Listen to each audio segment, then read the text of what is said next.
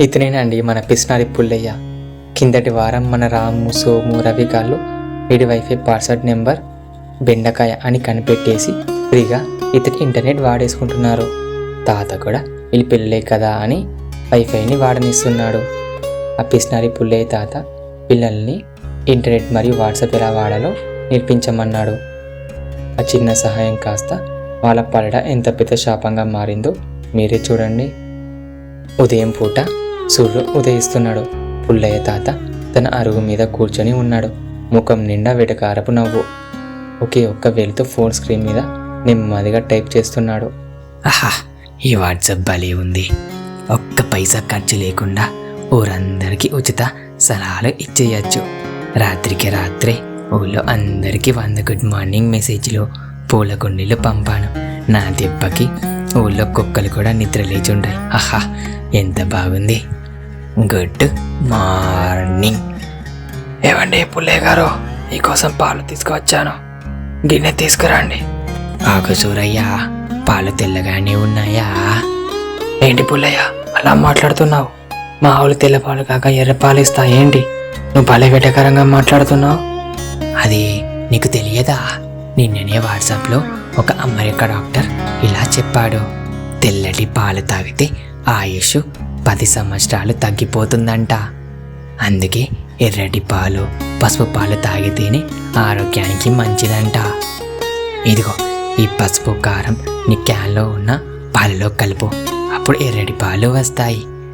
ఊళ్ళో ఉన్న వాళ్ళందరికీ ఈ ఎర్రటి పాలు ఇస్తే అందరూ ఆరోగ్యంగా ఉంటారు. సూరయ్య భయంతో వణికిపోతాడు. తన పాల క్యాన్ని గట్టిగా పట్టుకొని సైకిల్ వెనక్కి తిప్పుతాడు. వామ్, నా పాలలో కారం కలుపుతావా? నీ వాట్సాప్ పిచ్చికి నా వ్యాపారం నాశనం అయిపోయేలా ఉంది కదా.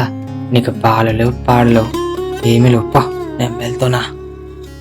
ఇక్కడే మన ఒక కొత్త క్యారెక్టర్ ఎంటర్ అవ్వబోతున్నాడు. అతని అప్పుల అప్పారావు. ఏవండి పుల్లయ్య గారు, పొద్దునే పాలవాడికి ఏదో ఒక వాట్సాప్ వైద్యం చేసినట్టున్నారు కదా. నీకెందుకురా అప్పుల అప్పారావు? ఏంటి పొద్దు పొద్దున నా ప్రాణం తీయడానికి వచ్చావు? ఏంటి పని? కొంచెం నా గురించి కూడా ఆలోచిస్తే బాగుంటుందండి.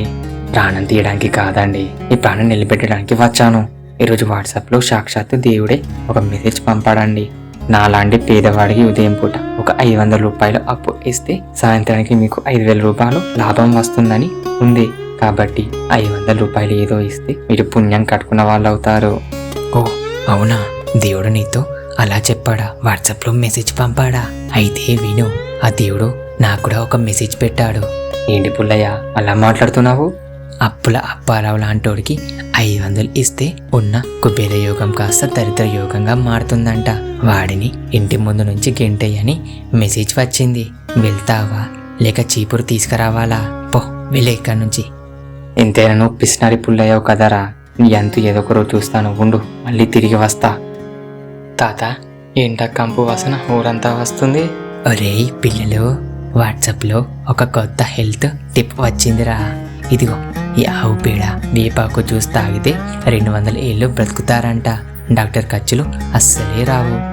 తలా ఒక గ్లాస్ తాగండిరా. వాము, 200 ఏళ్ళు కాదు తాత. ఆ వాసన చూస్తేనే నాకు 2 నిమిషాల్లో ప్రాణాలు పోయేలా ఉన్నాయి. వద్దు తాత, నాకు వద్దు.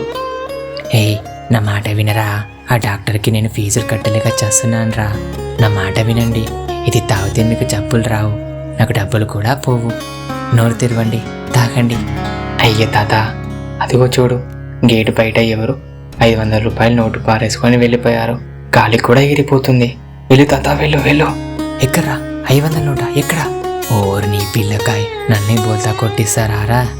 ఒరే రవి, సోము, వీడి వాట్సాప్ కష్టాలు మనం భరించలేకపోతున్నాం రా. పొద్దున్నే వీడి పిచ్చి మెసేజ్లు, మధ్యాహ్నం ఆవు పేడ జ్యూసులు ఊరి జనాన్ని చంపేస్తున్నారా.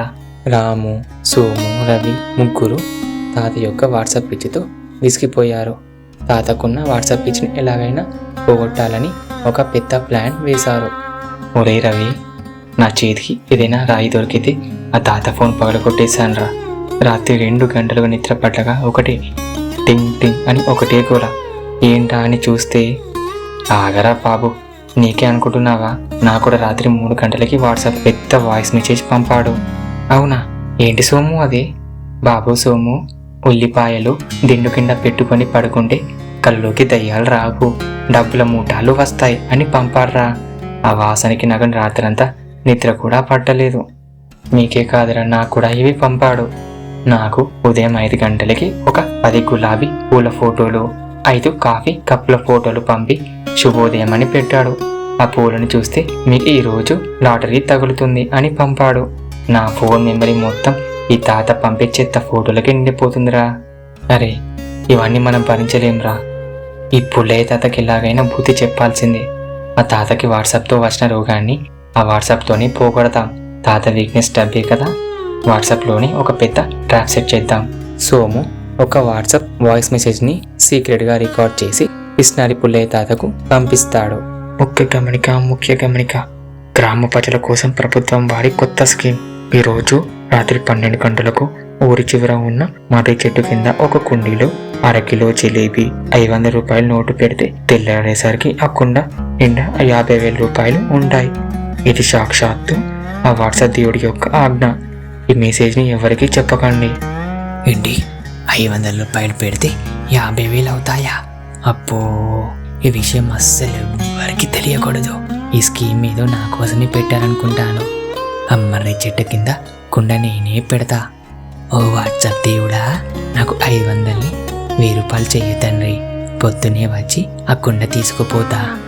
వాము, దయ్యం దయ్యం, బాబోయ్, ఈ వాట్సాప్ దేవుడు దయ్యంలా ఉన్నాడేంటి? నా డబ్బులు వద్దు, నాకు జిలేబీ వద్దు, నన్ను వదిలేరోయ్, కాపాడండి కాపాడండి, దయ్యం దయ్యం.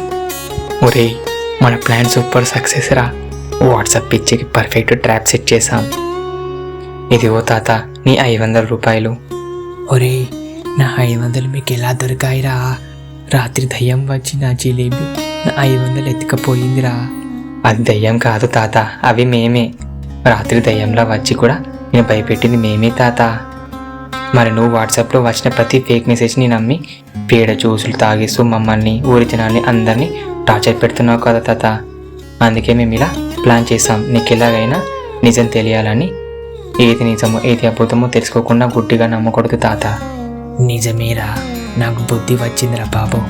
ఉచితంగా వచ్చే ఈ సలహా అయినా గుడ్డిగా నమ్మితే అసలుకే మోసం వస్తుందని అర్థమైంది.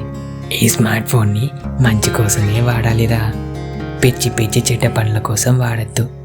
ఇప్పటి నుంచైనా పిచ్చి మెసేజ్లు ఆపు తాత.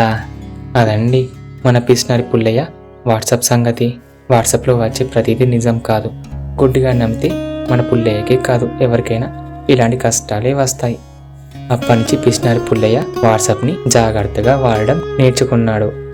పిస్నారి పుల్లయ్య తాతకు ప్రీక్వెల్గా ఒక వీడియో చేశాను. అది చూడాలనుకుంటే డిస్క్రిప్షన్లో ఇచ్చిన వీడియోపై క్లిక్ చేసి చూడండి.